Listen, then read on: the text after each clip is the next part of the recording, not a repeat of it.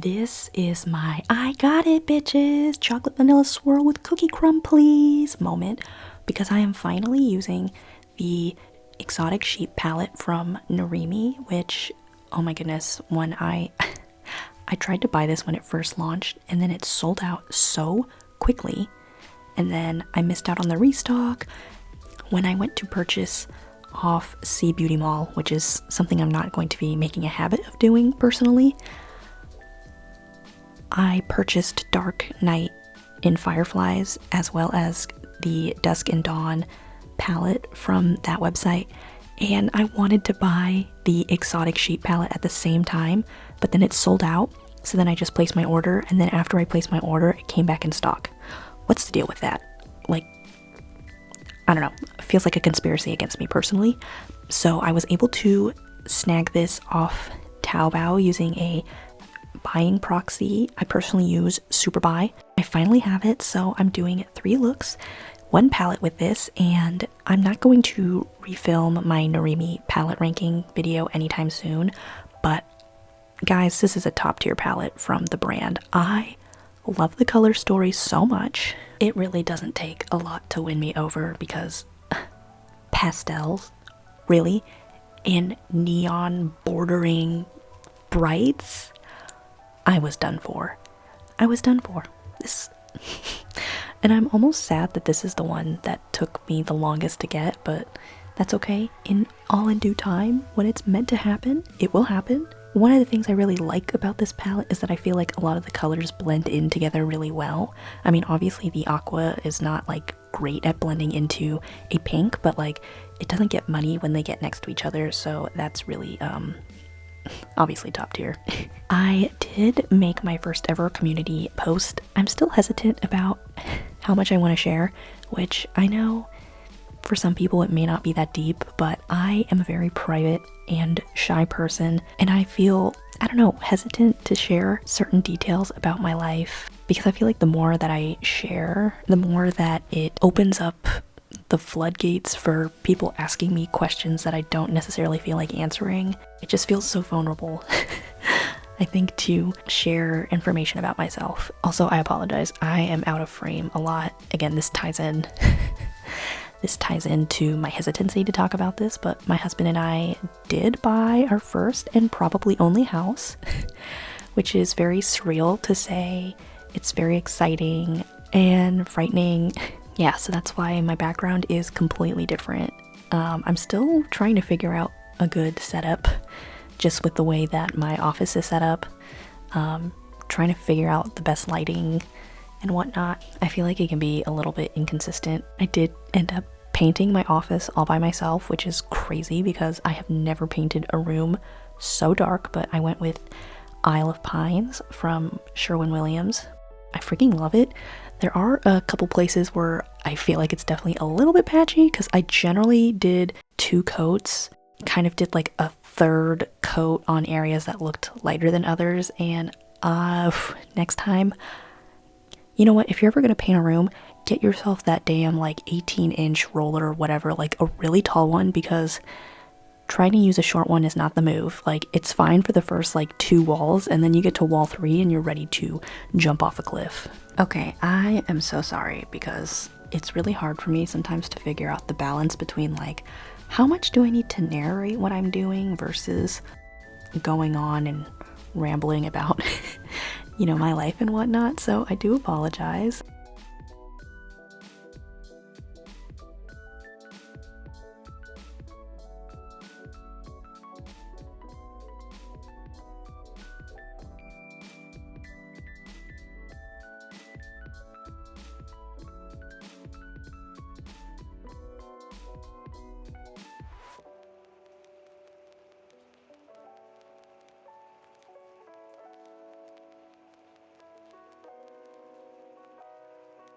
Here is the first look all done. I freaking love it so much. It's so like cotton candy, carnival, sweet, yummy goodness. Like, I love it. I'm sorry.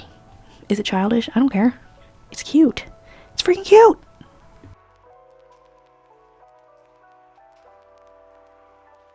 I did end up speeding up the clips here more than the previous clips, just because I was using the shade Chaos and it's a little bit thinner. It just required more building up, which is why you see me going back and forth in the same spots, just like slowly building up that color. This shade didn't stain on me either. I never know when a shade is going to stain on me because I've used products where the green stains my eyeballs, which is crazy because I legitimately never have that happen. But yeah, and if staining is something that is important to you, rest assured this palette has no staining in it whatsoever. The Narimi palettes are pretty infamous for being a very powdery formula for the mattes, and I don't know if it's true, but these mattes felt like a little extra powdery more than normal, and I wonder if it's because they're more like on the pastel side, which can sometimes be more powdery depending on the formula. They help blend out really well.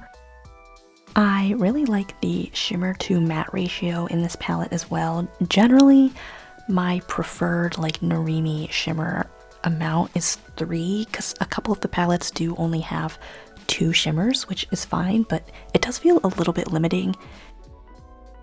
And there is definitely a difference between Faith and Froth, because Faith is more gold, but Froth is more pink. I enjoy the shimmers in this palette a lot.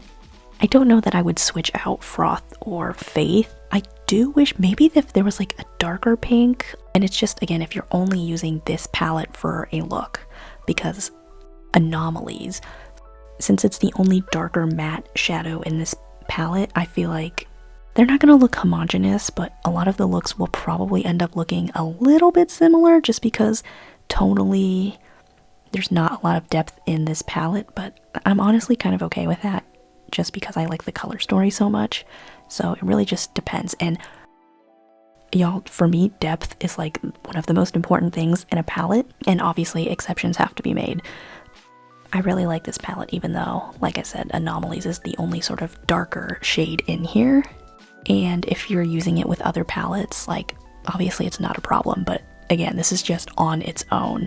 I don't know what the other darker shade that I would personally bring in, like maybe a darker magenta, but I don't know, like I said, and I do talk about it in a little bit, because I don't really have a problem with any of the other shimmers except Faith, but that's for once I finally get down there. And I have to know if you guys like seeing me do the lower lash line portion, because I feel like generally I do the same thing every time, and it's honestly one of the hardest parts of my eye makeup to film because I have to look at the mirror in such a specific way, so I feel like sometimes I just inadvertently end up covering what I'm doing. I mean, I didn't in these clips, thank goodness, but in general, like in the earlier portion of the video where I was just like completely out of frame, that is my problem with filming the lower lash line. I'm also admiring my nails now, and it is, I choose the Bear from Bee's Knees Lacquer, in case you were interested, and it is from their Baldur's Gate 3 collection. Oh, it's so quainty.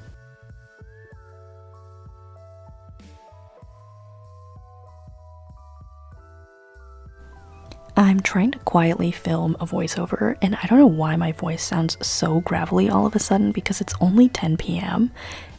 and I am a night owl for whatever reason. I've always been a night owl. Like, I very rarely fall asleep at like 9 p.m. unless I'm like dead tired. And even if I am really sleepy or tired, I usually don't fall asleep early or quickly. I just have a tendency to stay up until like 12 or 1 a.m. unfortunately. I really want to be in bed by 8 p.m. person, but that's just not who I am. I think it's physically impossible for me to be like that.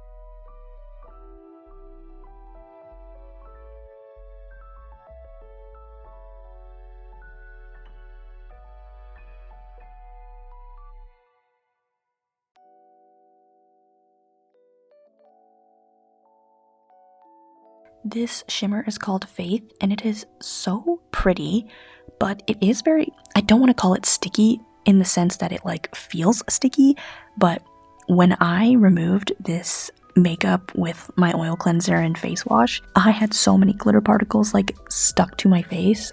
I feel like if you have really sensitive eyes or you struggle with like really removing your makeup, this is a shade that I would just be careful when using. I don't think I used glitter glue. Yeah, I didn't use glitter glue for this because I find that glitter glue personally doesn't really do much with this formula. Like, it doesn't like make it last longer by any means, just in my experience personally. Yeah, that's what I mean by calling Faith sticky. It just really clung to my eyeballs. I ended up adding Goat's Eye in the corner, and I don't know if I would have done that next time. I mean, it looked fine in the end, but I did kind of like the more indigo / purple that we had going on, just using anomalies. And I mean, in the end, I like how it turned out, but it just kind of made it more blue than what I was going for. But this is the final look. What the hell do you call this? Is this a spotlight? No, it's a halo eye. It's a halo eye. My bad. It doesn't have that much depth, but I think it's cute. And I don't know if I like the lip with this. Oh my god. But don't get it twisted, because I finally tried MAC lip liner pencils for the first time in my life. Why are they so goated? Honestly, every time I've used a higher end lip pencil, I'm like, damn, this is really nice. And I really like my quote unquote lower end, more affordable lip liners. But my god, like, I really do think that using a more luxury or luxe or more expensive lip liner is like a really nice feeling. I can't even lie. Like, every single time I'm like, damn, these are really nice. And I haven't tried a lot of expensive lip liners because to me it is kind of outrageous to spend $20 on a lip liner. Like, I cannot fathom it. But every time, like the ones I do have, I have one from Makeup Forever that I've used so much of, Anywhere Caffeine. We know her and love her. And then I recently acquired Night Moth, Greige, and Stone from MAC. I could not decide between Stone and Greige, so I ended up getting both, and they're honestly pretty similar. Like, Stone is obviously going to be more cool tone in comparison to Greige, and they don't look 100% the same on me, but I feel like they generally have a really similar appearance. But they're really nice. They're really nice quality. And I'm always intrigued by what people consider like the item that they splurge on, right? Because I have splurged on eye primers. I've tried eye primers at like every price point. Well, not every price point, because I've never paid more than like $25 for an eyeshadow primer, but honestly, that is a lot of money for an eyeshadow primer, okay? Some people swear by high-end eyeliners or, you know, high-end eyeshadow palettes. You know, obviously I love indie makeup, so they're just in general gonna be at a higher price point. Yeah, like, it's just always so interesting because I see people who swear by like drugstore mascara, but then again, they love a high-end concealer. So for me, it's just like, it really depends, right? Like, I generally don't spend a lot of money on mascara personally, just because I need my mascara to be waterproof, and I just don't know that spending $30 on a mascara is fulfilling to me, especially because they're very often featured in a lot of gift with purchases. Though I know people say that, and then I don't know if it's just because I'm never buying during these like gift with purchase events. I very rarely have a bunch of travel-sized or sample mascaras, so I don't know nothing about that personally. It's just stuff that I see people talk about on Reddit and, you know, online and whatnot. I don't know, like, I have to try both, like, things from the drugstore and the mid-end, and I don't really buy luxury beauty just because, like, that really is out of my tax bracket. I do consider Makeup Forever or even MAC, honestly, that's kind of high-end to me, because like I said, I think $25 for a lip liner is pretty expensive. So on that note, I finally tried the NARS Radiant Creamy Concealer. I just ended up deciding to get a little mini of it. They call it the Radiant Creamy Concealer, but why is it the most drying, life-sucking, crease-defining concealer that I've ever used in my life? Why do I look like the Crypt Keeper? Like, the Crypt Keeper's under eyes are on my face for some reason whenever I wear that damn mask, whenever I wear that damn concealer.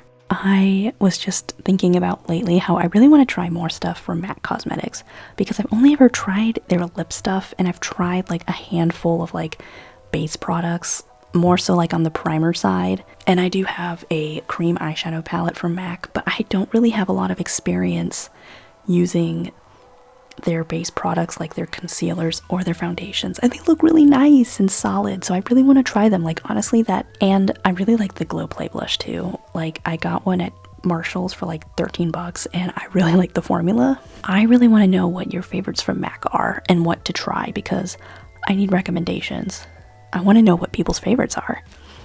And I'm sorry, I ended up yapping about other stuff instead of talking about this look while I was doing it, but I really like how it turned out. Again, like I had so much fun just using this palette alone. I think if you want something with a lot of color and sparkle, you definitely want this palette for sure. Like I said, I really like the quality of the mattes in here. They are powdery, but they blend really well.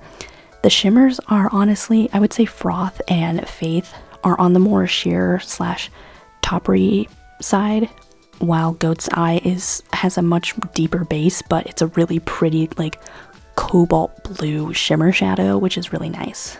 I'm not going to refill my Narimi Narimi palette ranking video, but I would put this in like top 5 easily. This is a really great palette.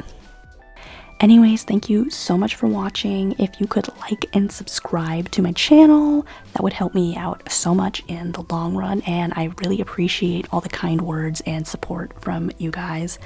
It means so much to me, and I still cannot fathom, like, wow, people like actually watch my channel and remember things about me. That's so weird.